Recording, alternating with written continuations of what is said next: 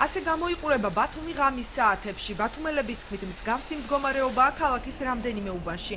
პრობლემა განსაკუთრებით თვალშისაცემია ახალი ბულვარის მიმდებარე ტერიტორიაზე, სადაც განათების რამდენიმე ბოძია ჩამქრალი. უშუქობა როდესაც არ არის თლად, ისე უსაფრთხოდ გავულა ქუჩაში და ზოგ შეიძლებაც დაეშინია ირევაც. ნამდვილად უნდა იყოს. მაგრამ არ არის რატომღაც. თქვენ ეს დისკომფორტს გიქმნით? კი მიქნის, ყველას უქმნის ალბათ, რა ვიცი. თანაც ეს საბორიც ნამეტარი გამოწეულია და ქუჩაში გვიწევს სიარული. საჭიროა უსაფრთხოებისთვისაც და სილამაზისთვისაც. დაკვირვებული ხართ, ბევრია ასე თქვენერიც ქალაქში ესეთი ეპიზოდები? კი. გავლადა. ადგილობრივების თქმით, ქალაქში გავლა საფრთხის შემცველი რომ არ იყოს ქუჩების განათებას მეტი ყურადღება უნდა ექცეოდეს. მოქალაქეები შიშობენ, რომ ჩაბნელებული ქუჩები ტურისტების რიცხვსაც შეამცირებს. ქალაქი უფრო მეტადაც უნდა იყოს განათებული, უფრო სიცოცხლის უნარიანიც უნდა იყოს. სინათლის მომხრე ვართ, აბა, სიბნელე ბოროტებს უხარიათ. რაც უფრო მეტი იქნება, მით უკეთესი იქნება. იმიტომ რომ საშიშროებაც ნამდვილად არ ექნება ახალგაზრდობას მომავალს. მოსწავლეს, ტურისტებისთვის განსაკუთრებით ძალიან კარგი იქნება. ბათუმის ბულვარი ამ ეტაპზე აჭარის ფინანსთა და ეკონომიკის სამინისტროს ბალანსზეა. თუმცა მანამდე, როგორც ფინანსთა და ეკონომიკის მინისტრი დავით ბალაძე ამბობს, იქ სამუშაოებს ბათუმის მერია აწარმოებდა და ელექტროსადენების დაზიანებაც ამ სამუშაოებს უკავშირდება.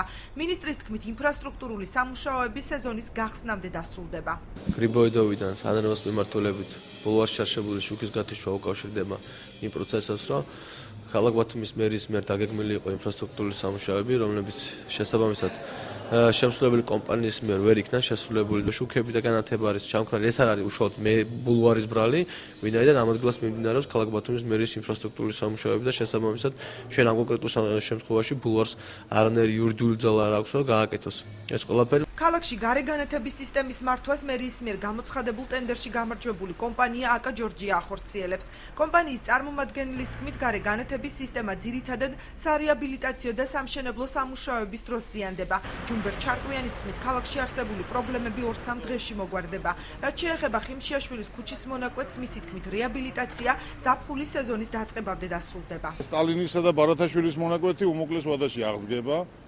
დემეტრე თავდადებულისა და სტალინის კუთხეში, მემედაბერის ქუჩის კუთხეში, იქ დაზიანება მუშაობს ჯგუფი და ისიც უმოკლეს ვადაში აღსგება. ეს საკითხი მუშაობის სტადიაშია და ალბათ უმოკლეს ვადაშიც ეს აღდგება და ტურისტის სეზონს ის ტერიტორია განათებული შეხვდება. კომპანია აკა ჯორჯია ქალაქის მასშტაბით ამ ეტაპზე გარეგანათების 8500 კვანძის ზედამხედველობასა და მოვლა პატრონობას ახორციელებს.